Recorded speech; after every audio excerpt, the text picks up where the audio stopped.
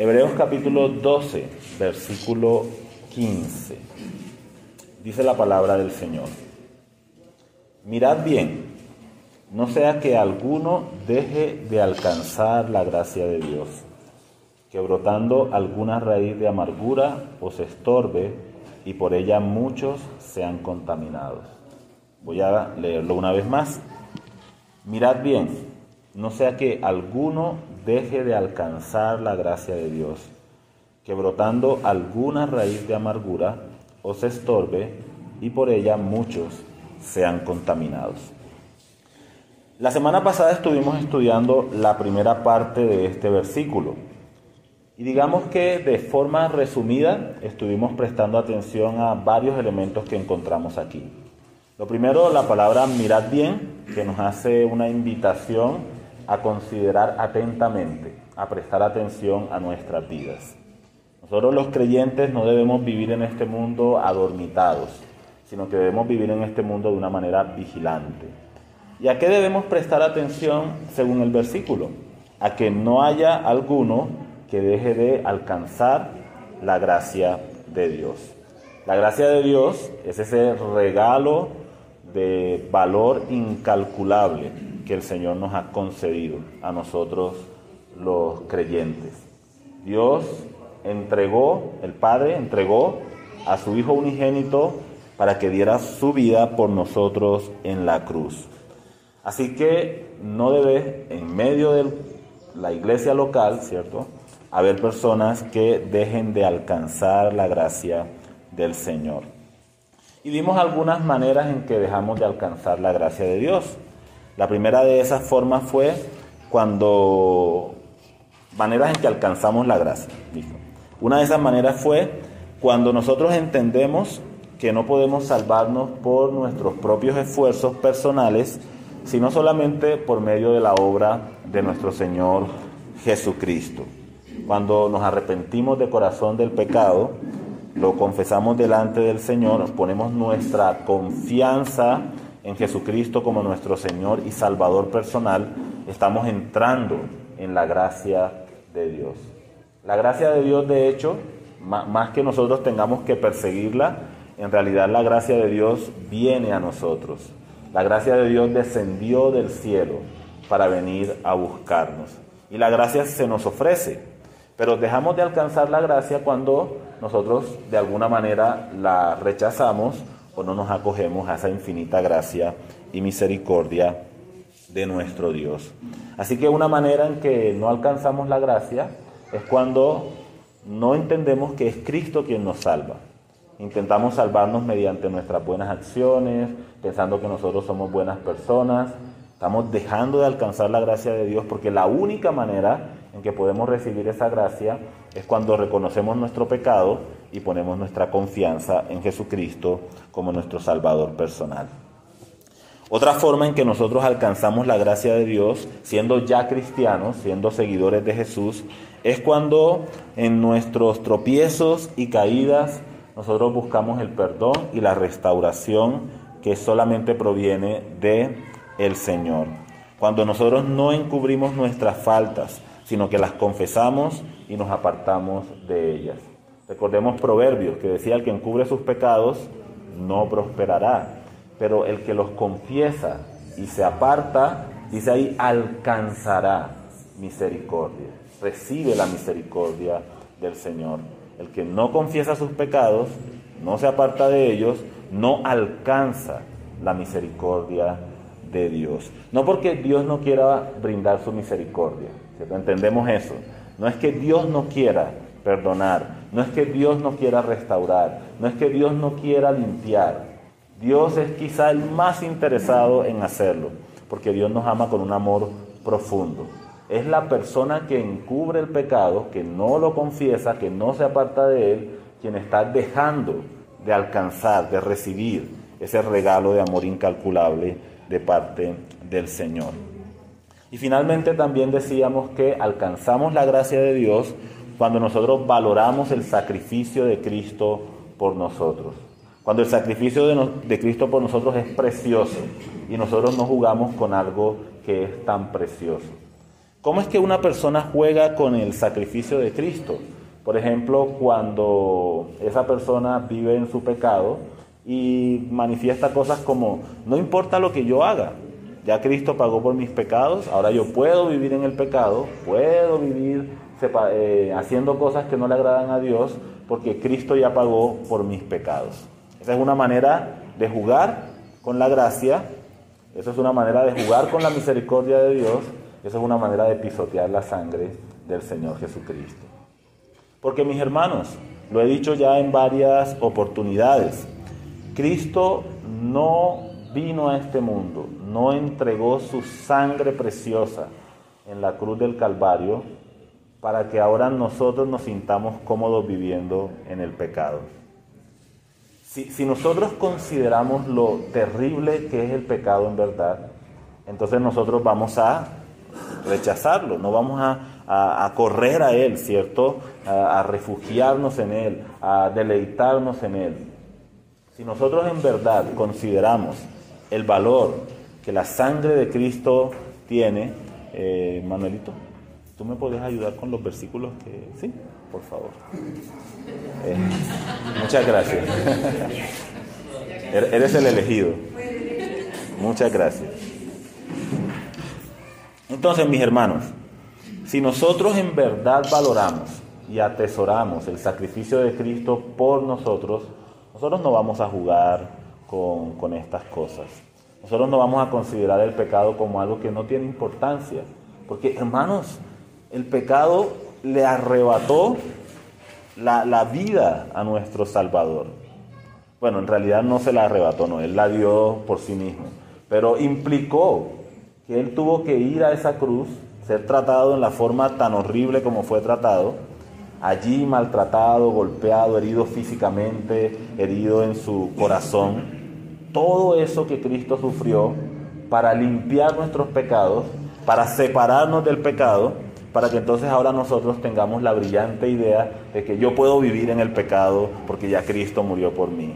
Dios aborrece el pecado, mis hermanos, y Dios nos ama a nosotros profundamente, pero Dios quiere limpiarnos, quiere separarnos del pecado, no quiere que nosotros vivamos continuamente en él. Así que los verdaderos creyentes no son personas perfectas, no somos personas perfectas, pero los verdaderos creyentes no son como los cerdos de los cuales hablaba el apóstol Pedro, que un cerdo se siente cómodo en el fango y allá se mete, ¿cierto? Y mete su cuerpo y mete su hocico allá en el fango y lo disfruta.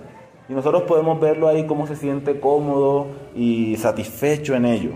Los verdaderos creyentes no somos como los cerdos que aman el fango y la suciedad de este mundo. No es que, como digo, un verdadero creyente no peque, porque la palabra de Dios dice, si decimos que no tenemos pecado, nos estamos engañando a nosotros mismos, estamos haciendo a Dios mentiroso, porque sí tenemos pecado en nuestra vida. La diferencia es que un verdadero creyente no se deleita en el fango del pecado, no se revuelca en el fango del pecado. Un creyente puede caer y puede meter su cara en el fango, ¿cierto? Pero ese creyente se va a levantar, bueno, Dios lo va a levantar, lo va a limpiar y lo va a impulsar a seguir adelante corriendo la carrera de la fe. Un verdadero creyente no se va a quedar ahí dando vueltas, disfrutando de esa vida fangosa. Un verdadero creyente anhela ser limpiado, anhela ser restaurado, anhela ser recuperado, anhela que Dios venga, lo saque de ahí, lo limpie y lo ponga nuevamente en la carrera. Eso es lo que un verdadero creyente es. Y es así como nosotros, mis hermanos, deberíamos alcanzar la gracia de Dios. Así que si alguno de nosotros ha tropezado y caído, sepa que en Dios hay gracia para levantarnos, para perdonarnos y para impulsarnos a seguir adelante en la carrera. Pero no seamos de los que encubren, no seamos de los que minimizan el pecado, no seamos de los que lo suavizamos, seamos de los que lo reconocen con sinceridad delante del Señor, seamos de los que se humillan ante Dios, seamos de los que piden perdón, que los que piden perdón con sinceridad a aquellos que hemos ofendido a Dios primeramente y también a las personas que Dios pone delante de nosotros. Seamos de esos. Y cuando nosotros confesamos nuestras faltas, nos apartamos de ellas, alcanzamos la gracia de nuestro Dios. El día de hoy entonces vamos a terminar el estudio del versículo 15. La segunda parte de este versículo dice: no sea que brotando alguna raíz de amargura os estorbe y por ella muchos sean contaminados. Aquí también es importante que nosotros agreguemos la primera parte del versículo, que dice: mirad bien, no sea que alguno. Es decir, para completar la idea total de esta última frase deberíamos decir: mirad bien, no sea que brotando alguna raíz de amargura os estorbe y por ella muchos sean contaminados. Aquí quiero empezar con esta mención de muchos sean contaminados. ¿Por qué es importante tener en cuenta esto? Porque, mis hermanos, somos un cuerpo. La iglesia local es un cuerpo. Y todo lo que afecta, tanto en lo positivo como en lo negativo, a un miembro de ese cuerpo, va a afectar también a todo el cuerpo. Si los miembros de nuestra iglesia son miembros saludables, entonces la iglesia va a crecer de una manera saludable. Pero si hay un miembro que está enfermo, entonces hay que procurar que haya una sanidad para ese miembro, porque si no, esa enfermedad se esparce y contamina también el resto del cuerpo. Un poquito más adelante voy a ampliar algo más acerca de esta idea. Entonces, mis hermanos, somos un cuerpo. Y eso es algo que nosotros necesitamos entender en nuestra vida como cristianos. Muchas veces nosotros pensamos que vivimos la vida como cristianos como llaneros solitarios, como que mis decisiones, mis determinaciones solamente me afectan a mí. Y nadie tiene que meterse en eso, porque yo tomo mis decisiones y me afectan solamente a mí. Pero la verdad es otra. Todas mis decisiones afectan, por supuesto, mi propia vida, pero también afectan a las personas que están a mi alrededor. Todo lo que yo hago afecta mi propia vida y afecta a las personas que están alrededor. Pongamos un ejemplo de la vida secular. Una persona conoce la ley que dice no se debe conducir embriagado. Y esa persona dice, pues eso es mi problema. Si yo me emborracho, si yo conduzco embriagado, eso es mi problema. Eso es asunto mío. Y nadie tiene por qué meterse en eso. ¿Es verdad? ¿No será que más bien ese señor que va conduciendo embriagado llega en algún momento y se choca con otra persona y resulta, ¿no?, que a veces se salva el irresponsable, pero entonces se chocó contra un vehículo donde iba una familia y causa un dolor terrible? Las consecuencias de mi pecado afectan a las personas que están a mi alrededor. Nosotros no fuimos creados por Dios de manera aislada, ni en el aspecto social, ni mucho menos en el cuerpo de Cristo, en la iglesia. Somos un cuerpo y todo lo que nos pasa a cada uno de nosotros también va a afectar a todas las demás personas a nuestro alrededor. Si un miembro del cuerpo está enfermo, entonces el cuerpo también se ve afectado por la enfermedad de ese miembro. Así que hay una responsabilidad individual, pero también hay una responsabilidad comunitaria. Y por esa razón, el autor de Hebreos dice, no permitan, no sea que alguno de ustedes, presten atención, hermanos, consideren, atiendan, sean vigilantes, no sea que alguno de ustedes, no sea que, dice allí, brote alguna raíz de amargura que también contamine a otros. Debemos cuidar la iglesia del Señor Jesucristo. La primera impresión que nosotros recibimos cuando leemos esta expresión raíz de amargura puede ser probablemente la idea de que el texto se está refiriendo al enojo acumulado en el corazón, o se puede estar refiriendo a la falta de perdón, porque en la Biblia el enojo, la ira, el rencor, la falta de perdón, la falta de gratitud a Dios, entre otras cosas, produce amargura en el corazón. Entonces uno podría decir, bueno, ahí dice raíz de amargura, se tiene que estar refiriendo a eso, a la falta de perdón, a la falta al rencor, a la ira y a todas estas cosas. Y en cierto sentido, es verdad que la amargura es contagiosa, ¿cierto? Una persona que tiene amargura en su corazón no se la queda para sí mismo, ¿cierto? Sino que la va de alguna manera a esparcir, la va a contagiar a otras personas. Así que, mis hermanos, aunque es verdad que en la Biblia se habla de la amargura en ese sentido, de la falta de perdón, el rencor, la ira y estas cosas, y nosotros de ninguna manera deberíamos permitir que nuestros corazones se inunden de esas cosas, aunque es cierto, esto que estoy diciendo no es lo que el pasaje nos está enseñando en esta oportunidad. Hay otros versículos de la Biblia que hablan acerca de eso, que en algún otro momento consideraremos y estudiaremos. Pero en este versículo que estamos estudiando en este momento, la raíz de amargura no se refiere específicamente al enojo, la ira, la falta de perdón y este tipo de cosas. Entonces, si no se refiere a eso, ¿a qué se refiere la expresión? No dejen que brote una raíz de amargura que les estorbe y también contamine a otros. ¿Qué significa esta frase? Para entenderlo, tenemos que dirigirnos a la parte original de la Biblia, de donde el autor de Hebreos toma esta expresión. Recordemos que este hombre es un conocedor de las Escrituras muy profundo. Conoce el Antiguo Testamento de principio a fin. Lo conoce muy, muy bien. Y que en el pasado, el autor de Hebreos nos ha dado diversos ejemplos de la historia de Israel para que nosotros, a través de esos ejemplos, consideremos, prestemos atención, que nosotros no estemos cometiendo los mismos errores que el pueblo de Israel cometió. Así que como este hombre es un conocedor del Antiguo Testamento, él va a utilizar aquí, raíz de amargura, una expresión que viene del Antiguo Testamento y la va a aplicar a nosotros como creyentes. ¿Dónde se encuentra este pasaje que inspiró originalmente al autor a decir estas cosas? Lo encontramos en Deuteronomios, capítulo 29, versículo 18. Sin embargo, para que podamos captar la idea completa, vamos a leer algunos versículos adicionales a ese pasaje. Deuteronomios, capítulo 29, versículo 18. Pero vamos a leer desde el versículo 16, que dice de la siguiente manera. Deuteronomio 29, 16.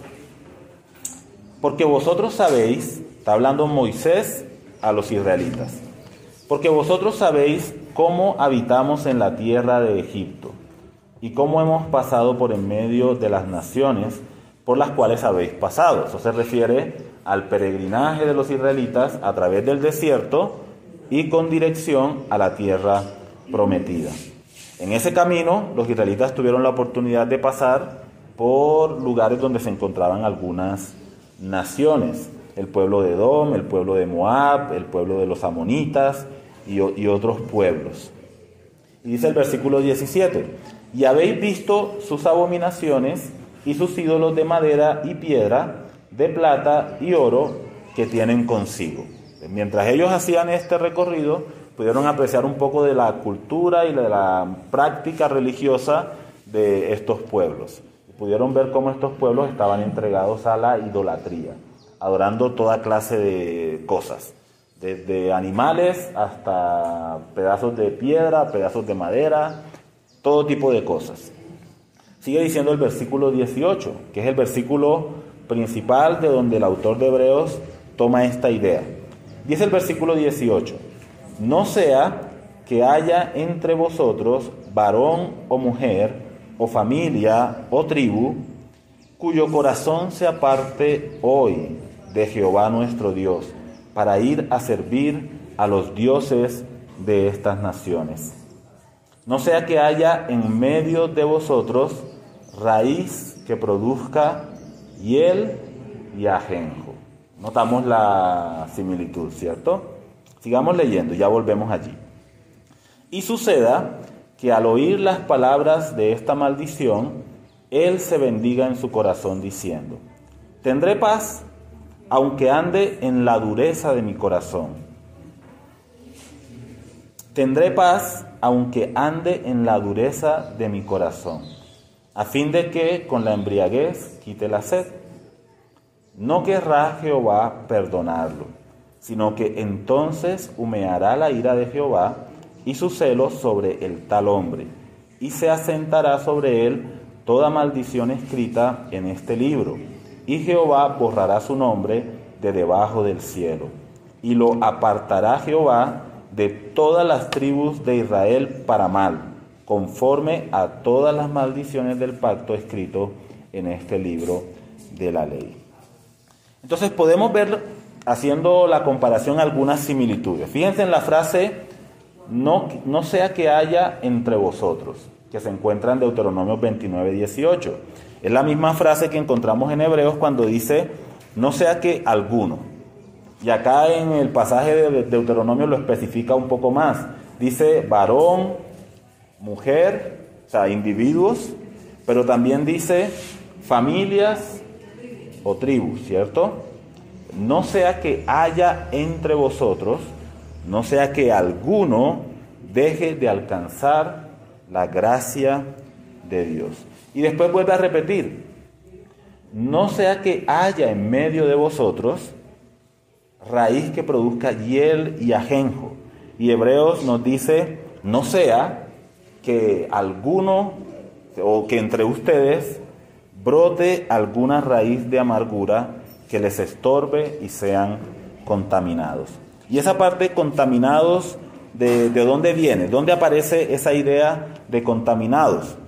Permítanme y voy a leer el versículo en otra versión de la Biblia. Aquí en la versión que tenemos, la Reina Valera, cuando dice el versículo 19 que esta persona, o esta familia, o esta tribu, o esta mujer también, porque hombre o mujer, dice que cuando toma esa decisión, dice, en su corazón tendré paz, aunque ande en la dureza de mi corazón.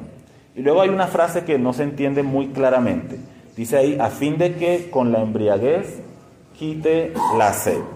Y como no se entiende tan claramente esa frase, parece ser un dicho popular antiguo, entonces lo que hice fue mirar en otras versiones de la Biblia para que podamos como entender un poco mejor la idea de esta frase. Voy a leerlo en dos versiones, la versión NTV y la versión Dios habla hoy, que dicen de la siguiente manera. El versículo 19. Los que oyen las advertencias de esta maldición no deberían confiarse demasiado y pensar, estoy a salvo, a pesar de que sigo los deseos de mi corazón terco. Eso los llevará a la ruina total. Eso los llevará a la ruina total. Pero la versión NTV también incluye no solamente la idea de una ruina personal, sino que incluye la idea de una ruina que afecta a otros. Dice así, si después de haber escuchado los términos de este juramento, alguno de ustedes se cree demasiado bueno y piensa, todo me ha de salir bien, aunque haga yo lo que me dé la gana. Pues son palabras más, ¿cómo se diría? Cercanas, directas quizá, ¿verdad? El lenguaje que nosotros utilizamos. Todo me ha de salir bien, aunque haga yo lo que me dé la gana. Él será la causa de la ruina de todos. Él será la causa de la ruina de todos.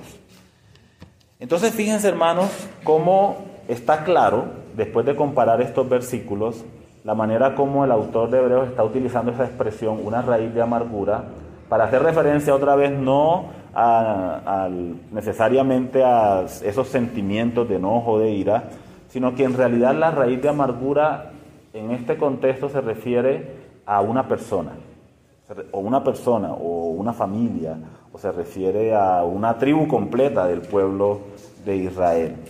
Y se refiere a ello diciendo que el israelita o la familia o lo que sea, que ha visto cómo Dios ha rescatado al pueblo, lo ha sacado de la esclavitud, lo está conduciendo a la tierra prometida, pero que también mientras él va en el camino ve cómo las otras naciones están adorando a sus dioses y él permite que su corazón se incline por ese camino para también él mismo adorar a otros dioses, rendir culto a cosas que no son el Señor. Entonces ese israelita se convierte en una raíz de amargura. una raíz de amargura que va a contaminar también a otras personas.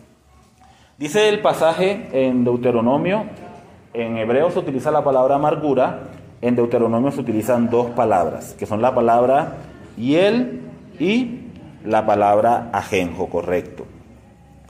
Voy a leerlo también en otra versión, la versión NTV, para que podamos seguir comparando la manera como estos pasajes nos presentan este tema.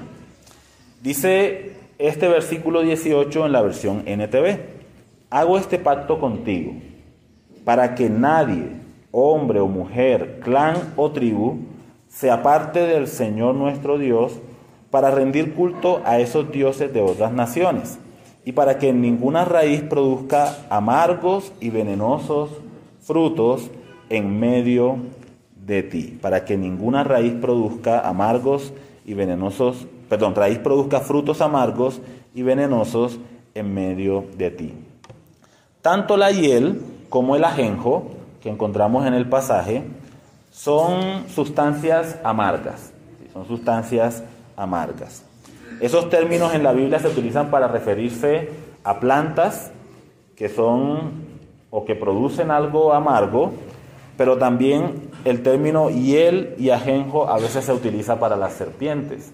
O sea, una serpiente venenosa, el término bíblico hiel y ajenjo se utiliza también para hacer referencia a ello. Así que el texto que nosotros acabamos de leer en la versión NTV nos está mostrando esa otra interpretación o ese otro sentido en que la palabra hiel y ajenjo la encontramos en la Biblia. Porque el término aquí es raíz que produzca frutos amargos y venenosos.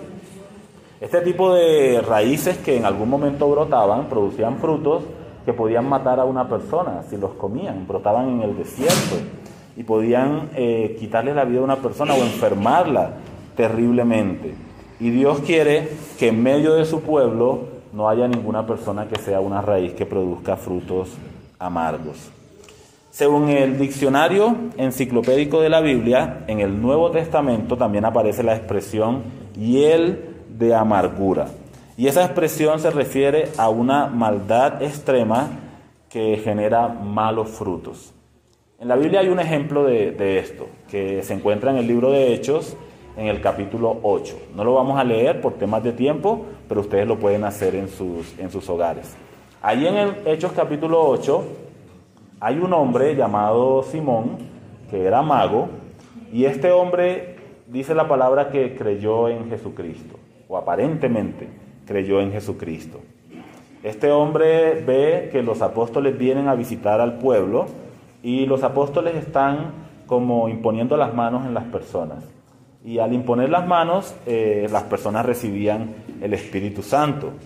Y entonces Simón se llena de avaricia en su corazón y les dice a los apóstoles, especialmente a Pedro, ¿cuánto dinero les puedo ofrecer para que ustedes a mí también me den ese poder? ¿Cuál poder? El poder de imponer las manos a las personas para que reciban el Espíritu Santo. Entonces Simón, que aparentemente había creído, se le ocurre la brillante idea de que él puede hacer un negocio muy lucroso con el poder de imponer las manos para que la gente reciba el Espíritu Santo. Pero entonces el apóstol Pedro le dice a Simón, Simón, veo que estás en una hiel de amargura, estás en prisiones de oscuridad. Porque este hombre consideraba que los dones de Dios se pueden comprar con dinero, o que uno puede hacer negocios con la palabra del Señor. Así que esta expresión, una raíz amarga, una raíz de hiel, una raíz de ajenjo, se refiere a el pecado. Se refiere al pecado. Al hombre que en lugar de alcanzar la gracia de Dios, está jugando con las cosas de Dios, y en lugar de acogerse a la misericordia de Dios, está yendo en pos de ídolos que para nosotros probablemente representan muchas cosas diferentes en nuestro tiempo. Pero es puntualmente lo que el Señor expresa allí en esta porción de la palabra. Y este hombre, mis hermanos, fíjense las conclusiones a las que llega o las cosas que expresa. Dice él, yo puedo apartarme del Señor, yo puedo adorar a otros dioses, yo puedo vivir como me dé la gana y tendré paz. No va a pasar absolutamente nada. Dios pareciera, dice este hombre en su corazón, Dios habla por hablar. Dios dice que Él aborrece la idolatría. Dios dice que nos separemos de estas cosas. Dios dice que confesemos nuestros pecados. Todo eso. Pero pareciera que Dios no hace nada cuando yo peco, cuando yo me comporto mal. Entonces debe ser que todo va a estar bien, que no va a pasar absolutamente nada, que puedo seguir con mi vida de pecado, seguir haciendo las cosas que yo considero que debería seguir haciendo y Dios no va a hacer absolutamente nada al respecto. Estoy a salvo a pesar de que sigo los deseos de mi corazón terco. Todo me ha de salir bien, aunque haga lo que me dé la gana, como dice la versión NTV. Entonces, mis hermanos, Dios hace advertencias en su palabra a que nosotros nos revolquemos en el pecado. Dios hace advertencias en su palabra, mis hermanos. Dios no quiere que ninguno de nosotros seamos como los cerdos que vuelven atrás. Dios nos ama profundamente. Dios amaba a Israel profundamente. Dios envió un libertador a este pueblo para que lo rescatara de la esclavitud. Dios les hizo promesas extraordinarias a este pueblo. Dios los amaba y los amaba profundamente. Dios los llevó con paciencia a través del desierto para introducirlos a la tierra prometida. Pero encontramos actitudes como esta, ¿cierto?, del corazón de algunos de los israelitas. Otra vez, todo va a estar bien, aunque yo me desvíe tras la adoración a dioses falsos, aunque siga los deseos de mi corazón terco, todo va a estar bien y nada va a pasar. Con ese tipo de personas, mis hermanos, debemos tener cuidado, porque dice el pasaje que esas personas pueden contaminar o envenenar a muchos. Debemos recordar, como dice la palabra del Señor, que un poco de levadura leuda toda la masa. Y a veces la levadura puede referirse a una falsa enseñanza, a veces la levadura se va a referir a personas que aparentan ser cristianos pero que en verdad no lo son, a veces la levadura se va a referir a personas que consienten el pecado en sus corazones y no los tratan debidamente, pero un poco de levadura va a contaminar al resto de la masa. Y por eso a veces es necesario poner aparte a esa levadura que está esparciéndose por todo el resto de la masa.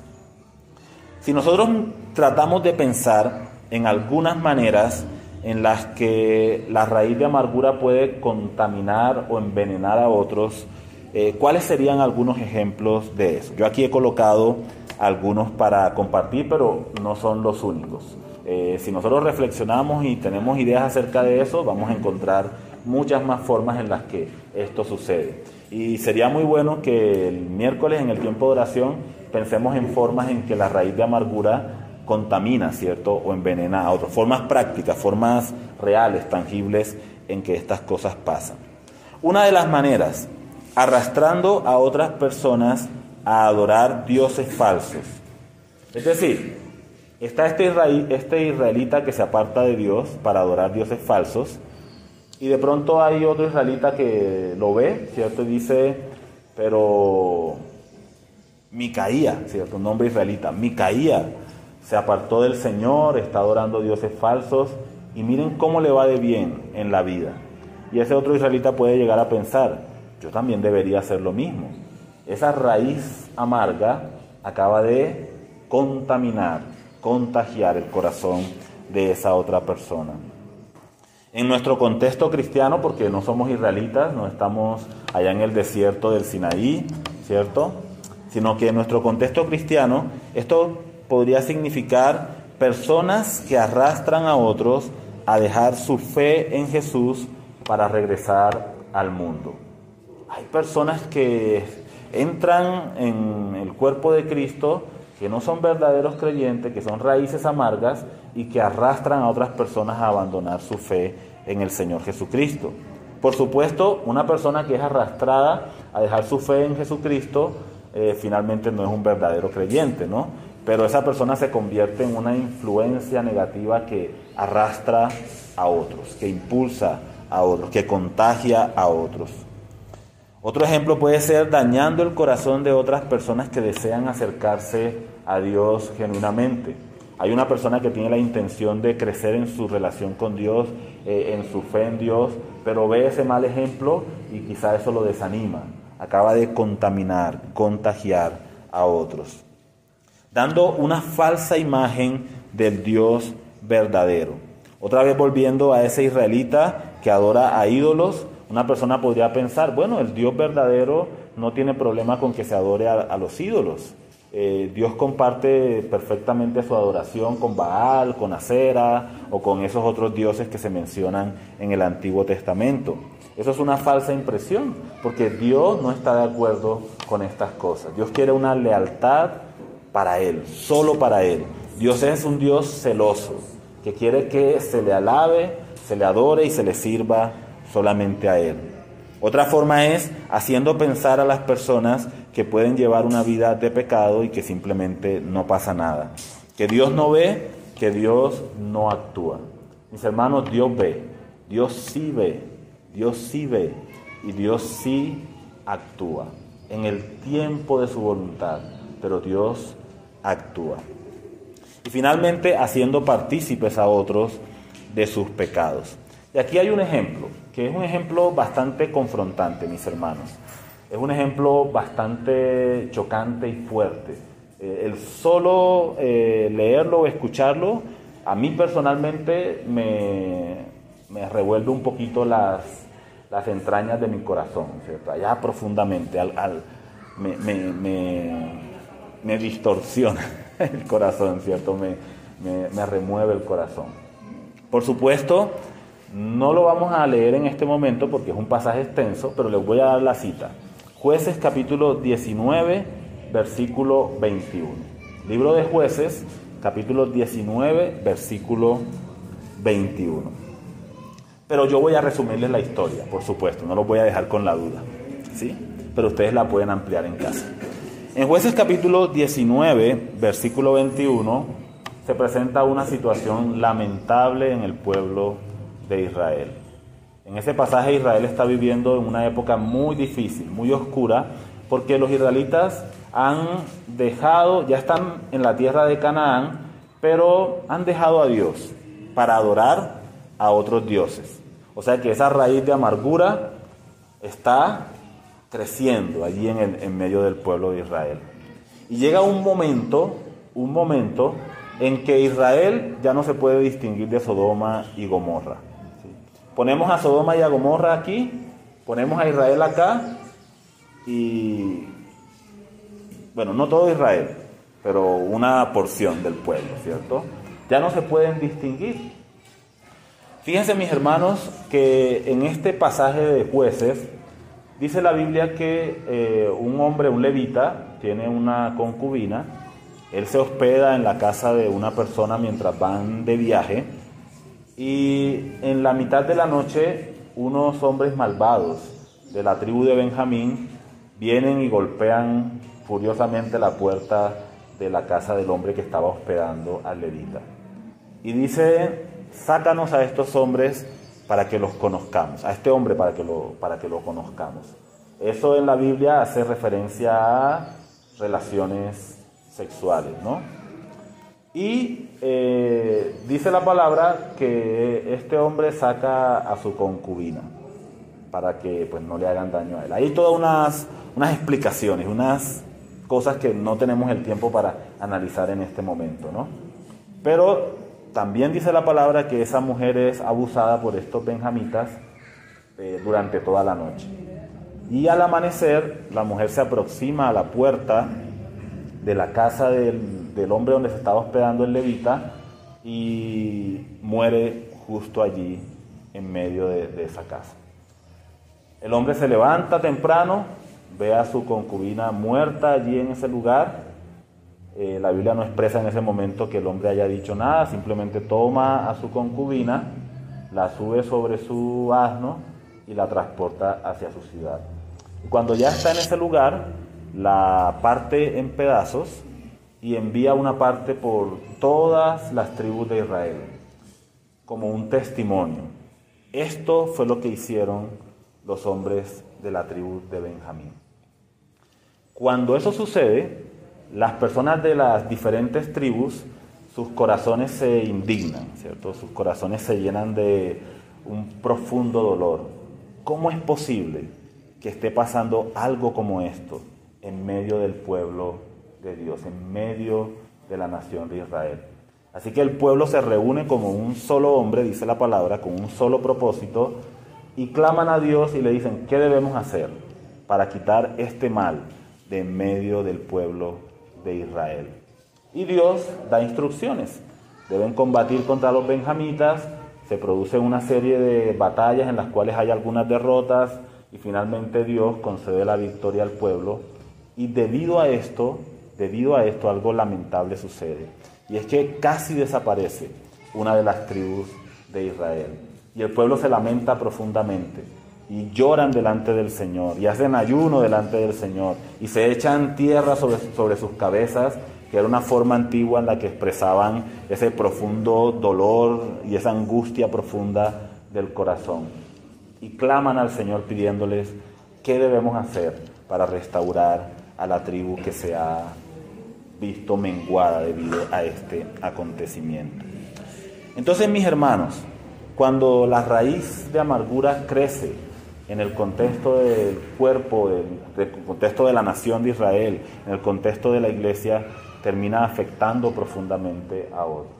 Dios quiere una iglesia que crea en la verdad, una iglesia que crea en la gracia de Dios, una iglesia que ame al Señor con todo su corazón, una iglesia que viva en santidad. Eso es lo que Dios quiere para su iglesia.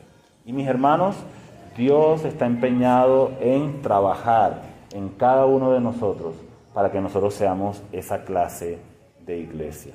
Y Dios lo hace, por supuesto, con su amor, con su gracia, con su misericordia, con su perdón, con su limpieza, con su restauración. Dios lo hace de todas esas maneras. Pero cuando yo, hombre, digo en mi corazón, tendré paz, aunque ande en la perversidad de mis caminos, aunque ande en la dureza de mi corazón, entonces la palabra de Dios también dice, fíjense el versículo 20, no querrá Jehová perdonarlo, sino que entonces humeará la ira de Jehová y su celo sobre el tal hombre, y se asentará sobre él toda maldición escrita en este libro, y Jehová borrará su nombre de debajo del sol, y lo apartará. ¿Por qué apartar? Porque un poco de levadura leuda toda la masa. Entonces Dios dice, apartará de todas las tribus de Israel conforme a todo lo que está escrito en la ley de Moisés. Nosotros podríamos hacernos la pregunta, y es una pregunta completamente válida. ¿Cómo así que dice el pasaje, Dios no querrá perdonarlo? Pero luego no estamos diciendo que nuestro Dios es un Dios de infinita gracia y misericordia. ¿Cómo así que Dios no querrá perdonarlo? Eso no es como contradictorio, eso no es como que Dios dice yo perdono y después dice no quiero perdonarlo. Eso no será como contradictorio. Por supuesto que no hay contradicciones en la palabra de Dios, ¿verdad? Debemos recordar el carácter de Dios que Dios le reveló a Moisés. Cuando Moisés le dijo, Señor, muéstrame tu gloria. Dios le dijo a Moisés, Moisés, mira, yo soy Dios, Jehová, Jehová, grande y temible. Yo soy Dios de misericordia. Yo tengo misericordia de millares. Yo perdono la maldad, perdono la iniquidad, perdono el pecado. Pero además dice, yo soy lento para la ira, grande en poder y misericordia. Dice como, no recuerdo ahorita la cantidad de veces, pero como 7, 8 veces, bueno, las que sea, pero son varias veces en las que Dios dice, soy lento para la ira, soy Dios de amor, Dios de gracia, Dios de misericordia. Pero también el carácter de Dios es: yo no daré por inocente al culpable. Yo no tendré por inocente al culpable. ¿Quién es el culpable? Pues en realidad todos somos culpables. Todos hemos pecado. Todos hemos deshonrado y desobedecido a nuestro Dios. Pero ¿quién es el culpable? Según lo que nosotros estamos mirando aquí en este pasaje de Deuteronomio 29. Es el que dice en su corazón: no importa que yo me aparte de Dios, tendré paz, aunque ande en la dureza de mi corazón. Porque el que se refugia en el pecado no prosperará, pero el que lo reconoce delante del Señor, se acoge a su misericordia, va a encontrar perdón y gracia en ese Dios de amor inagotable. Así que la clave para entender esta frase de el Señor no querrá perdonarlo tiene que ver con dos cosas. Uno, la dureza del corazón de la persona. Esta persona no se ha arrepentido de su pecado. Esta persona dice: tendré paz, aunque ande en la dureza de mi corazón, ¿verdad? No hay un genuino arrepentimiento. Ni siquiera en este caso hay una expresión de cualquier clase de remordimiento por lo que está haciendo. Ni siquiera hablemos de arrepentimiento. Ni siquiera vemos remordimiento en esta persona. El arrepentimiento y el remordimiento son dos cosas diferentes, ¿verdad? El remordimiento es: me siento mal por lo que hice, pero continúo viviendo de esa manera. Y les doy un ejemplo. Conozco a una persona muy importante para mi vida, que cuando yo era, bueno, voy a decirlo claramente, mi padre, ¿cierto? Mi padre se separó de mi mamá cuando nosotros éramos muy pequeños. Y yo recuerdo algunas escenas en la vida en la vida familiar en que mi padre llegó a casa después de haberse separado de mi mamá, y le decía: Gloria, perdóname, ¿cierto? Lo siento mucho, volvamos, mira por los niños, ¿sí? Nuestros hijos. Y allí estábamos alrededor, nosotros, mis hermanos y yo soy el mayor, llorando, diciendo: sí, mamá, perdónalo, sí, mamá. Y mamá lo perdonaba, pero seguía en su misma vida desenfrenada, haciéndole daño a ella, haciéndonos daños a nosotros. Y no lo estoy diciendo como un reclamo. Yo amo a mi papá, y yo hace muchos años que no sabemos nada de él, desde que tenía 14 años, que no sabemos absolutamente nada de él, pero uno de los deseos de mi corazón es poder verlo, abrazarlo y decirle que lo amo. Simplemente estoy usando el ejemplo como una ilustración para mostrar cómo a veces tenemos remordimiento, ¿cierto? Ay, perdóname, yo voy a cambiar. Y en realidad no hay un arrepentimiento genuino en el corazón. Remordimiento no es lo mismo que arrepentimiento. El arrepentimiento es cuando nosotros decimos: sí, Señor, es verdad, soy pecador, me arrepiento, me humillo ante ti, y damos la vuelta y abandonamos ese pecado. Le damos la cara a Dios, pero le damos la espalda al pecado. Pero la persona de la que estamos hablando aquí ni tiene arrepentimiento, ni tampoco tiene remordimiento, sino hay un corazón endurecido. Entonces Dios dice: ¿qué más oportunidades, cierto? No voy a perdonar eso, en el sentido de voy a tomar medidas al respecto para separar esa raíz de amargura de la nación, del pueblo, ¿cierto? Y Dios separa esa raíz de amargura para que no siga contaminando el resto del cuerpo. Y por otro lado, la frase no querrá perdonarlo significa que Dios va a juzgar el asunto y Dios no va a quitar las consecuencias justas del pecado y de la desobediencia de una persona que tiene en poco la palabra de Dios. Esa es la situación. Ese no es, mi hermano, ese no es usted, si usted tiene un corazón humilde que reconoce sus faltas. No estamos hablando. Si usted con un corazón humilde, contrito, reconoce sus faltas delante de Dios, siempre Dios le va a perdonar. Pero si usted tiene un corazón testarudo, que dice: yo puedo jugar con el pecado, yo puedo hacer lo que me dé la gana y tendré paz, tiene que examinar. No sea que alguno, dice la palabra, sea esa raíz de amargura. No sea que en mi corazón esté esa raíz, ¿cierto?, esparcida por todo lo profundo de mi corazón. Entonces hay que examinar, mis hermanos, nuestros corazones. Hay que examinarlos. Alguien podría decir, y aquí ya estoy volviendo a Hebreos, capítulo 12, versículo 15, alguien podría decir, pero pastor, ¿no parece que está como exagerando? Porque eso era el Antiguo Testamento, eso era la ley de Moisés, eso era cuando Dios se aparecía allá en la cima del monte Sinaí, eso era cuando caían rayos y centellas, eso era cuando, en realidad soy yo quien lo está diciendo, no es el mismo autor de Hebreos, un autor inspirado por el Espíritu Santo, quien está tomando la historia de Israel, el ejemplo de la historia de Israel, lo está trayendo para nosotros, para decirnos, hermanos, no podemos jugar con la gracia de nuestro Dios. En el caso de los hermanos hebreos era, hermanos, ustedes han conocido a Jesucristo, ahora quieren regresar a lo antiguo, a las prácticas de la ley de Moisés. Quizá en nuestro contexto ninguno de nosotros pueda decir, yo voy a regresar a la ley de Moisés, ¿cierto? Porque no somos judíos, no hemos crecido en ese contexto y la ley de Moisés no ha sido la que nos ha, de pronto en un sentido, como regulado nuestra vida, nuestras prácticas, con todas las cosas que la ley de Moisés dice.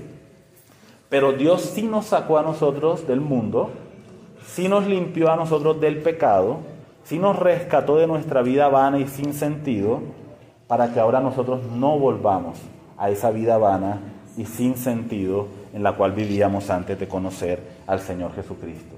No sea que haya alguno que, teniendo a Jesucristo el Salvador, la gracia inagotable de nuestro Señor Jesucristo, decida abandonar eso para regresar al fango y al lodo del pecado en el cual nos encontrábamos antes. Y como decía, es el autor de Hebreos en el Nuevo Testamento, un autor inspirado por Dios, el que nos está haciendo esa amorosa pero firme exhortación a cada uno de nosotros. Me voy a adelantar un poquito, pero fíjense allí en Hebreos capítulo 12, versículo 25, cómo es el autor de Hebreos el que nos está haciendo el llamado de atención a que no juguemos con la gracia de Dios. Dice de la siguiente manera, esto lo vamos a mirar después, pero hoy solamente quiero que nos adelantemos a ese versículo para observar algo allí. Dice el autor de Hebreos, mirad que no desechéis al que habla, es decir, a Jesucristo, la voz de Jesucristo. Mirad que no desechéis al que habla, porque si no escaparon aquellos que desecharon al que los amonestaba en la tierra, eso se refiere a la ley de Moisés, a Moisés, ¿cierto?, que cumplió su ministerio en el pasado. Si no escaparon aquellos que desecharon a Moisés, aunque Moisés hablaba en nombre de Dios, dice aquí, mucho menos nosotros, si desecharemos al que nos amonesta desde los cielos. Mucho menos nosotros, si desechamos a Cristo y su obra, y su enseñanza, y su invitación, y su perdón, y su gracia, y su justicia, y su santidad, y su disciplina, como hemos estudiado también algunos domingos antes. Insisto, mis hermanos, el punto es que no podemos jugar con el pecado, no podemos jugar con la gracia de nuestro Dios. La gracia de Dios quita todo estorbo que nos impide correr bien la carrera. Dice aquí el pasaje, no sea que brotando alguna raíz de amargura os estorbe. Eso lo hemos estudiado antes, ¿cierto? Estamos corriendo la carrera y la palabra dice, despójense de todo peso y del pecado que los asedia. La raíz de amargura estorba en la carrera y por eso Dios quiere quitarla, pero también Dios quiere sanar, pero también Dios quiere que nosotros mismos examinemos profundamente nuestros corazones, si no somos nosotros mismos raíces amargas. Y permítanme terminar con estas conclusiones. Mis hermanos, ¿qué es lo que en resumen todo este versículo 15 nos ha enseñado? Que nosotros debemos prestar atención, mirar bien, personalmente y como iglesia, para que no broten en medio de nosotros raíces de amargura. La palabra raíz se refiere a algo que está por debajo de la tierra, ¿cierto? Profundo, pero que se esparce. Y a veces nosotros no lo vemos. Solo lo vemos hasta que brota el tallo y empieza a esparcir frutos, de los cuales algunos van a comer y se van a envenenar y a contagiar. Nosotros debemos mirar bien, que no brote en medio de nosotros raíces de amargura. Personas que no atesoran ni aprecian el sacrificio de Cristo por sus pecados. Personas que rechazan ese sacrificio y que escogen vivir vidas apartadas de Dios. Personas que juegan con la gracia de Dios, que se deleitan en el pecado y que contaminan a otros con su vida doble. No debemos permitir raíces de amargura. Debemos tratarlas, debemos arrancarlas. Otra cosa que nosotros podemos tomar como una aplicación para nuestra vida es que cada uno de nosotros, y debo empezar por mí, por Alejandro, que soy el que les está hablando, cada vez que hablo la palabra de Dios, debo empezar por pensar si esa palabra tiene que ver con mi vida también, ¿cierto? Y examinar a la luz de la palabra mi propio corazón. Pero también los que estamos aquí sentados, no deberíamos tomar la actitud del codo, ¿cierto? ¿Cuál es la actitud del codo? De que el pastor está predicando, la Biblia está hablando y el codo hace así, ¿cierto? Esa es la actitud del codo.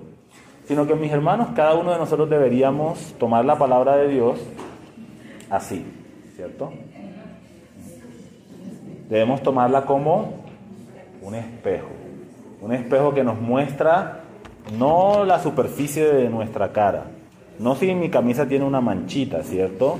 No si no me embetuné los zapatos, sino un espejo que penetra hasta lo más profundo de nuestros corazones, donde frecuentemente esas raíces llegan, ¿verdad? Allá la palabra de Dios, como ese rayos X, penetra y nos muestra la verdadera condición de nuestro corazón. Así que cada uno de nosotros deberíamos hacernos la pregunta honesta. Y cuando nosotros hacemos la pregunta honesta, hermanos, es probable que la palabra de Dios vaya a mostrarnos cosas dolorosas en nuestra vida. Eso es probable.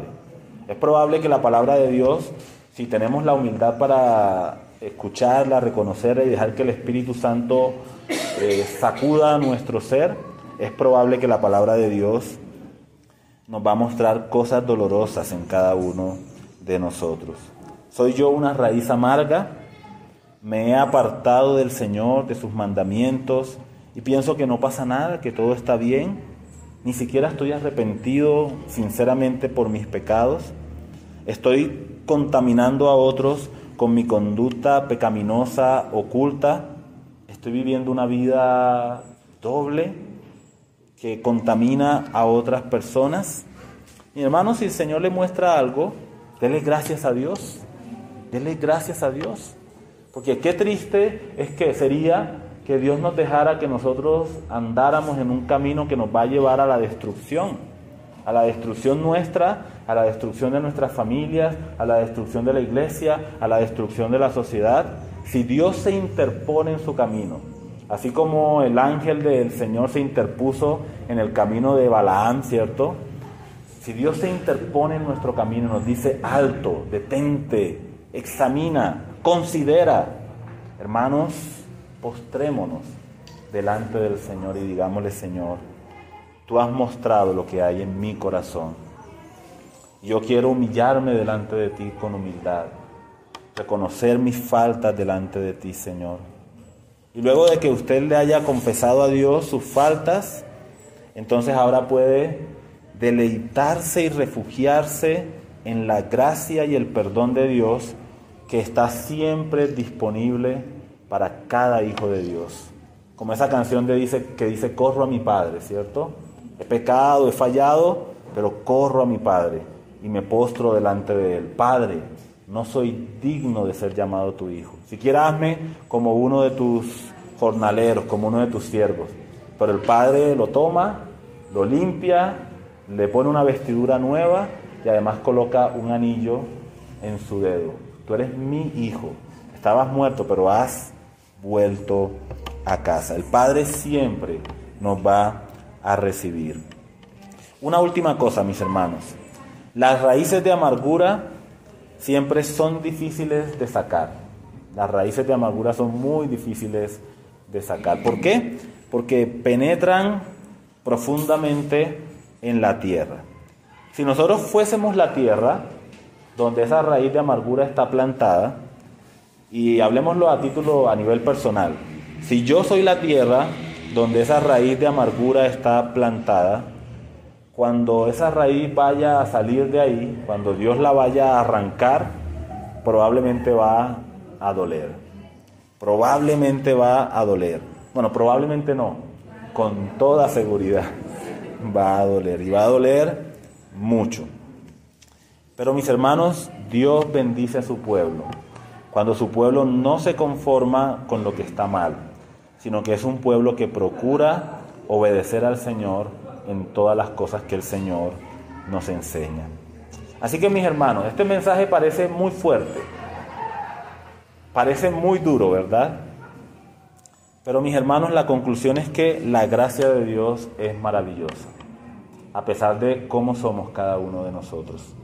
Y la gracia de Dios está allí para que nosotros cada día de nuestra vida vivamos bajo la gracia inagotable de nuestro Dios.